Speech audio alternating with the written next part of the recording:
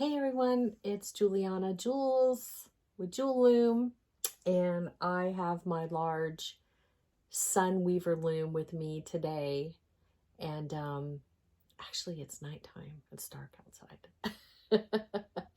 And I just was getting really called to work with my sun weaver. Boy, there's so many things I'd like to say, but one of the gifts that I absolutely love that I've received in this life is this, well, the gift of being a woman, the gift of this desire to help other women.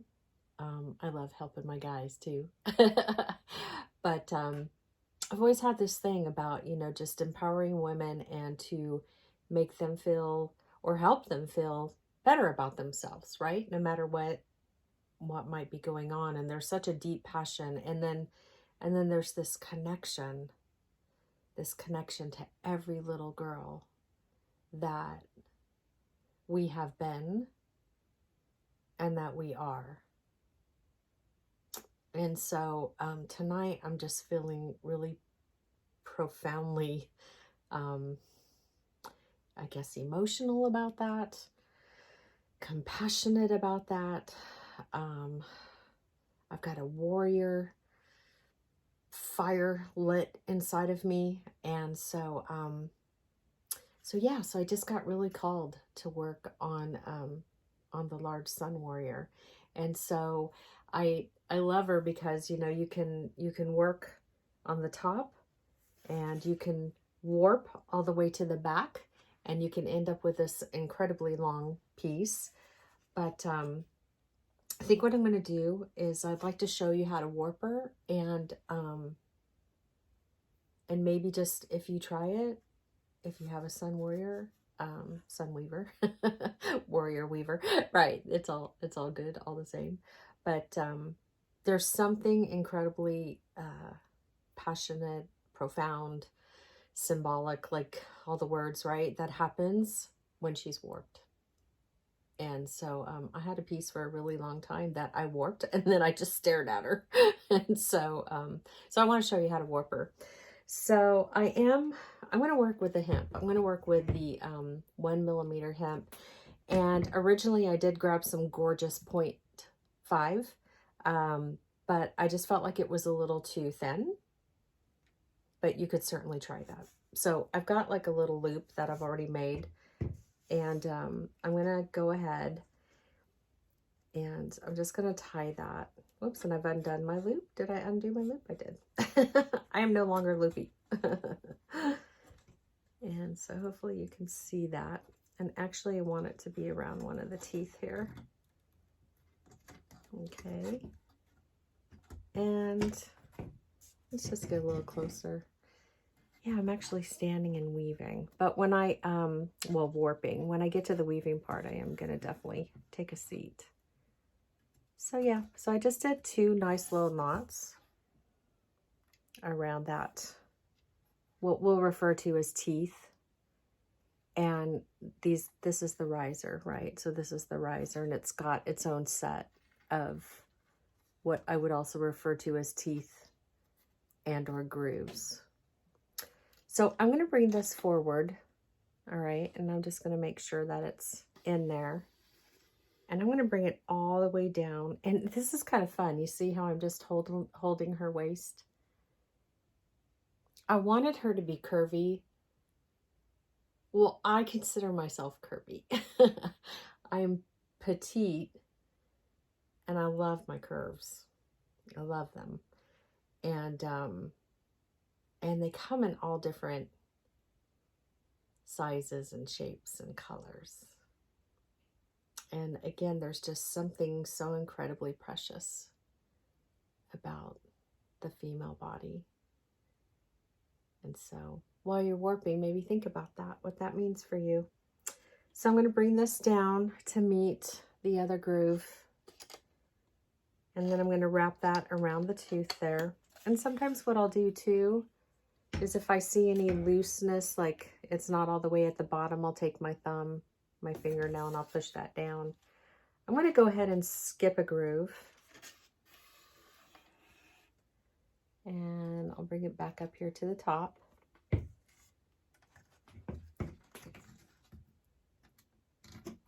And then I'll help to guide it. I'm going to bring that down again, skipping a groove. Oops. Bring that all the way back up to the top. When you're, when we do our bead weaving, we're always so cautious and careful and focused on how tight our warp is. And we want this to be tight, but it's not necessarily as intense as maybe when we're beading. So, don't get too overly worried about that. So I'm going to come back down, and again, I'm just skipping. And I just want to make sure this is nestled all the way down there. And then I'm going to come back up. And by all means, I'm standing doing this, but typically I'd be sitting down. But I really wanted to make sure that I could get the process in the camera.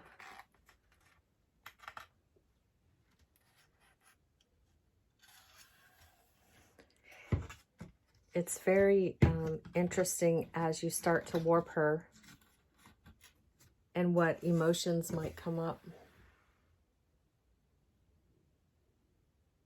It's like we're hiding behind the veil of something, right? You're hiding behind the curtain. Different seasons of our lives. Sometimes we just feel a little safer hiding behind things. But I learned something today, and it's okay to shine. It's okay to shine. And, wherever your faith is, I believe in God, and I believe God wants us to shine. And especially as women. So, shine on. Okay, so I'm going to bring this down again. And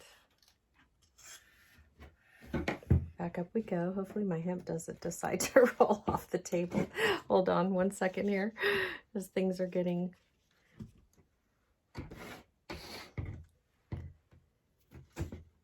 So I'm just going to see how it feels as far as like how wide I want this to go.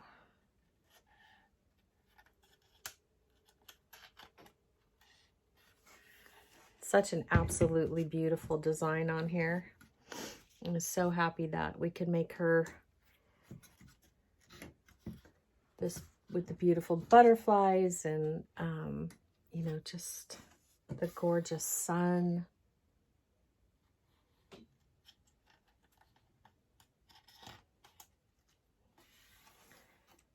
I think what's really resonating with me today is just the protection of that young girl, that one we grew up with. Remember her?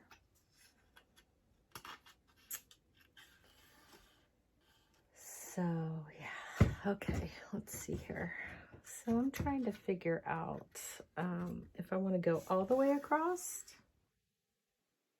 I mean, that's a pretty wide piece. Kind of feeling like this is where I'm going to stop. I mean, I gotta take a look at her for a second, okay? So,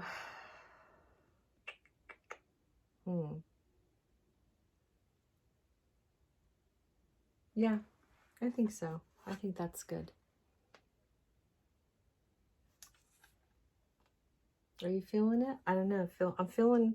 Okay, forget it. I'm gonna go all the way. I'm going all the way. Okay, why not? Let's just, yeah.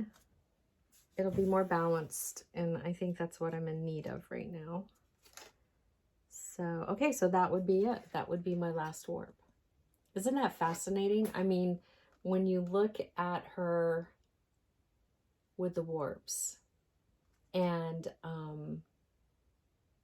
again, it's like she's standing behind this wall of protection, you know?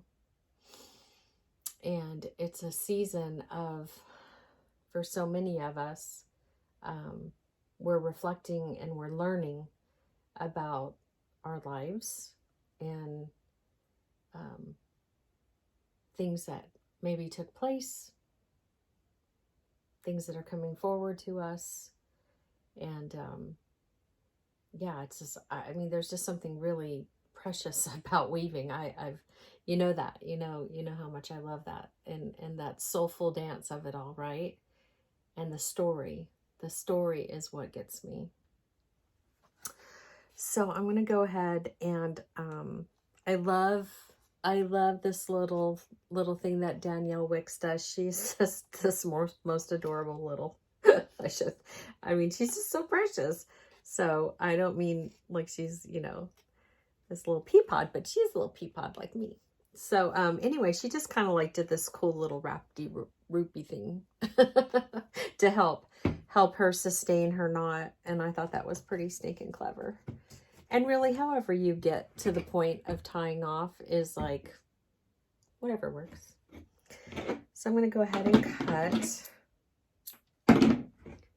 And again, my ultimate goal here is to, you know, tie off.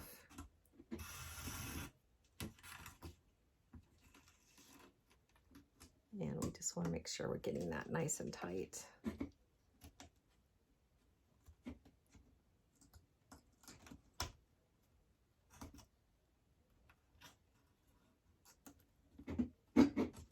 There was something that came to me. Let me finish this knot right here.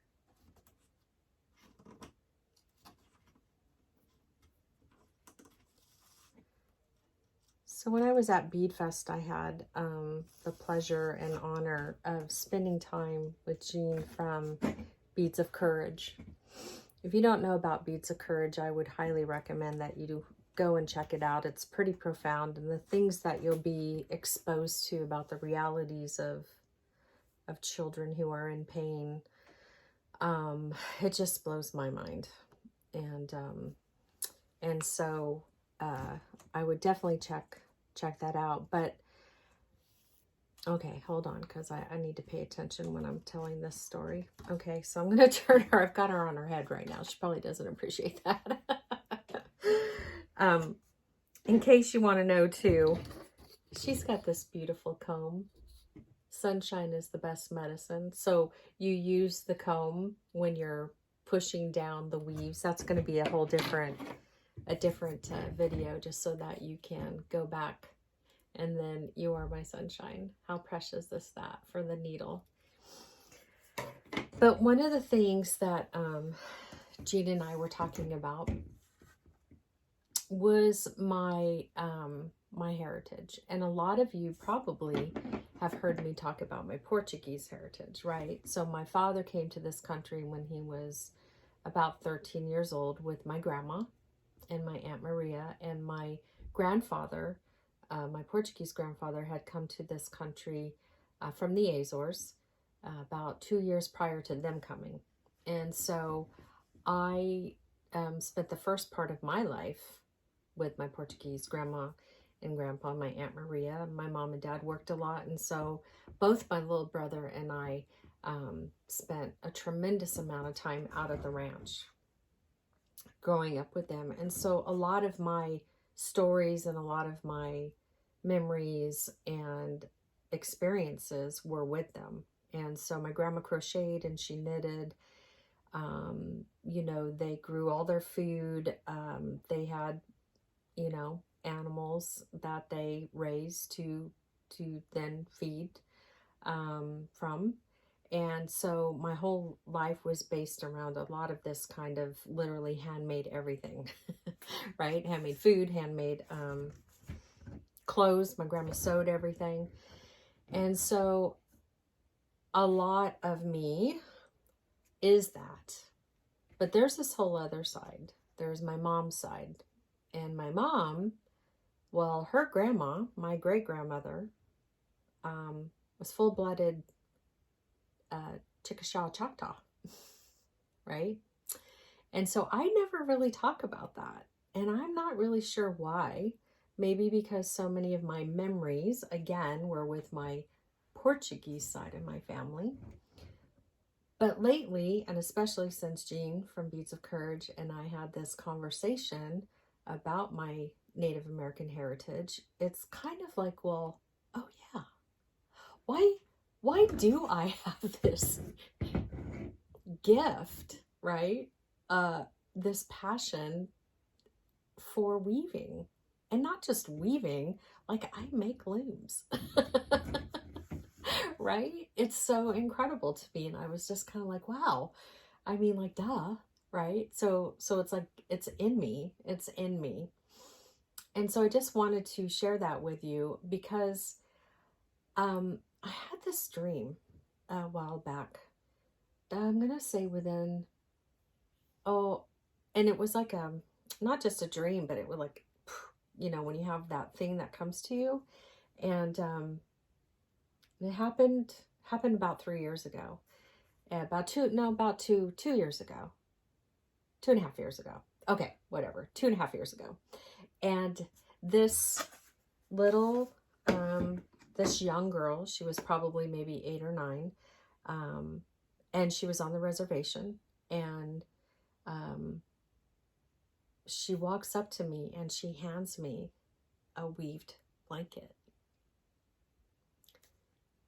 And I just remember being so touched by that. And I couldn't figure out, like, why did I have that? Why did that come to me? And so lately, all of these things have just been kind of like boiling up to the surface. And so I really think these looms are so much about those little girls, right? They're about the girls and the women who go missing.